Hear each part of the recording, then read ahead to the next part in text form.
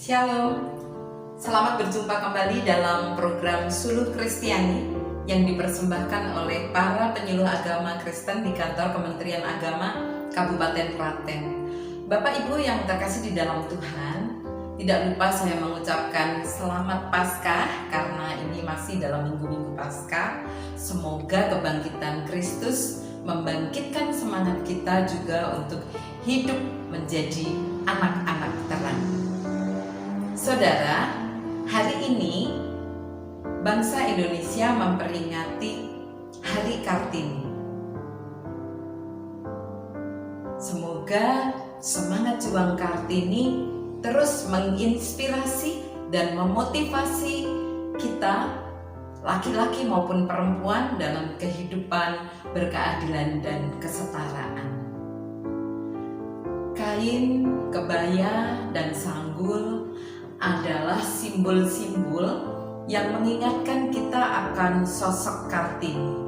Tetapi perjuangan Kartini tidak boleh berhenti hanya pada simbol-simbol itu, melainkan harus lebih pada nilai-nilai yang diperjuangkan Kartini yang harus diwujud nyatakan dalam kehidupan. Terkait dengan hal itu, maka Suluh Kristiani hari ini mengambil sebuah judul, Habis Gelap, Terbitlah Terang. Judul ini sangat lekat dengan sosok Kartini. Habis Gelap, Terbitlah Terang adalah judul buku yang berisi kumpulan surat-surat Kartini kepada sahabat-sahabatnya di Eropa yang terbit pada tahun 1911. Buku ini disusun oleh Tuan Abendanon.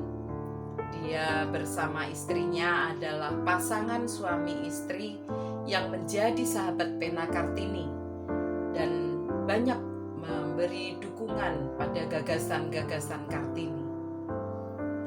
Kartini terlahir di tengah masyarakat dan keluarga dalam budaya patriarki. Yang membuat Kartini kecil yang cerdas dan kritis itu selalu mempertanyakan berbagai hal yang ditemukan, dilihat, dan dialaminya sendiri tentang ketidaksetaraan hak antara perempuan dan laki-laki yang lebih banyak merugikan kaum perempuan. Kartini yang berasal dari keluarga bangsawan termasuk memperoleh penghidupan yang layak dalam hal pendidikan misalnya. Tetapi dia tahu bagaimana nasib para perempuan dari bangsanya yang masih jauh dari kesejahteraan. Kartini banyak mengungkapkan pengalaman keprihatinannya sebagai perempuan Jawa yang terkungkung oleh adat, yang tidak bisa bebas duduk di bangku sekolah, yang harus dipingit sejak usia 12 tahun, dinikahkan dengan laki-laki yang tidak dikenalinya, dan harus bersedia dimadu. Kartini menuliskan kendala-kendala yang harus dihadapi ketika bercita-cita menjadi perempuan Jawa yang lebih maju. Itulah makna kegelapan yang dialami Kartini dan kaumnya. Kartini mengalami masa kegelapan, tetapi dia berjuang dan membuahkan terang.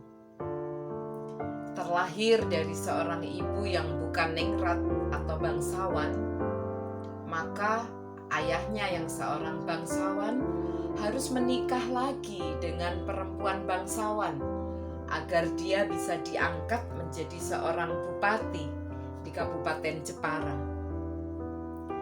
Di usia 12 tahun, keinginan Kartini untuk melanjutkan studi dilarang oleh ayahnya. Karena pada masa itu perempuan berusia 12 tahun mulai dipingit dan harus tinggal di dalam rumah. Dalam masa inilah Kartini rajin bertukar surat dengan sahabat-sahabatnya di Eropa, terutama Belanda. Dari situ Kartini semakin rajin membaca buku, koran, majalah Eropa yang banyak menginspirasi dan memotivasi dirinya untuk memperjuangkan hak-hak perempuan.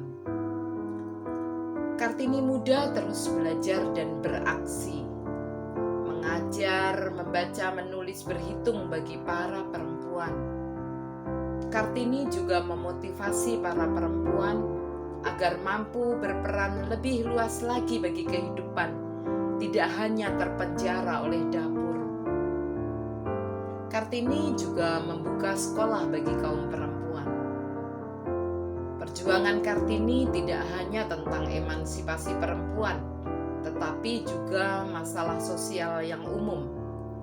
Kartini juga berjuang agar perempuan memperoleh kebebasan, otonomi, dan persamaan hukum sebagai gerakan yang lebih luas.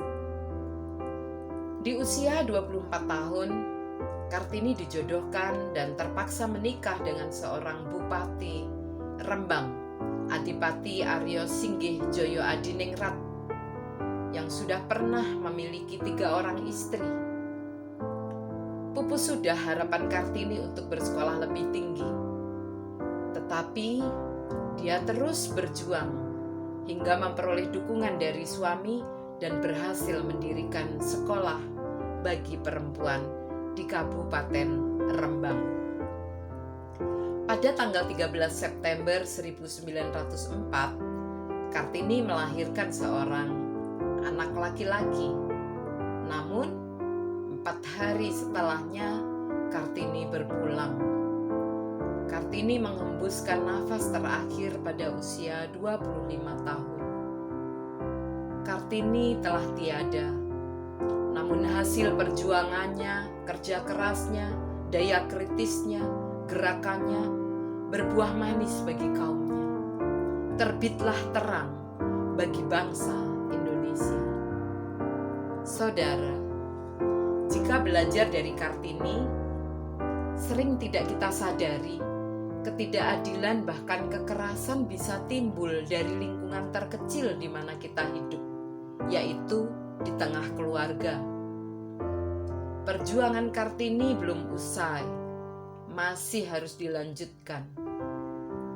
Kesetaraan antara perempuan dan laki-laki sudah banyak mengalami kemajuan, tetapi masih menyisakan banyak PR yang harus kita lanjutkan agar terang yang sudah diterbitkan Kartini tidak padam dan berhenti di sini. Keluarga-keluarga modern harus terus menanamkan nilai-nilai keadilan dan kesetaraan bagi keluarga dan seluruh umat. Saudara, sebagai umat Kristen, kita pun bisa memaknai semangat perjuangan Kartini dalam terang firman Tuhan, sebagaimana tertulis di dalam surat Efesus 5 ayat yang ke-8 sampai 9. Memang dahulu kamu adalah kegelapan, tetapi sekarang kamu adalah anak terang di dalam Tuhan. Sebab itu, hiduplah sebagai anak-anak terang, karena terang hanya berbuahkan kebaikan dan keadilan dan kebenaran. Secara iman, kita sudah dibebaskan dari kegelapan. Kita sudah menjadi anak-anak terang oleh pengorbanan Tuhan. Masih dalam semangat Paskah kali ini, kita pun belajar. Kematian sudah berlalu, Kristus telah bangkit, kegelapan sudah lenyap, terang sudah terbit. Terang Tuhan akan memandu kita untuk hidup sebagai anak-anak terang, mulai dalam diri sendiri, keluarga, gereja, masyarakat, dan bangsa ini. Semoga semangat Kartini dan makna Paskah terus membara dalam diri dan keluarga kita. Habis gelap, terbitlah terang. Mari kita menjaga hidup sebagai anak-anak terang, membuahkan kebaikan, keadilan, dan kebenaran. Amin. Mari kita berdoa. Terima kasih Tuhan, karena Engkau telah membebaskan kami dari kegelapan, dari dosa-dosa dan pelanggaran kami. Engkau telah mengangkat kami menjadi anak-anak terang oleh pengampunan-Mu, oleh kematian-Mu di kayu salib. Kami bersyukur atas kebangkitan-Mu, dan kami pun akan bangkit menjaga hidup kami untuk bertindak adil dan menjaga kesetaraan dalam kehidupan bersama, baik di dalam keluarga maupun masyarakat dan berbangsa. Tolonglah kami Tuhan, berikanlah hikmat-Mu agar kami mampu hidup sebagai anak-anak terang yang senantiasa membuahkan kebaikan, keadilan, dan kebenaran. Di dalam nama Yesus kami berdoa. Amin. Demikian Suluh Kristiani hari ini. Sampai berjumpa kembali dalam Suluh Kristiani edisi selanjutnya. Terima kasih atas perhatiannya. Selamat beraktivitas.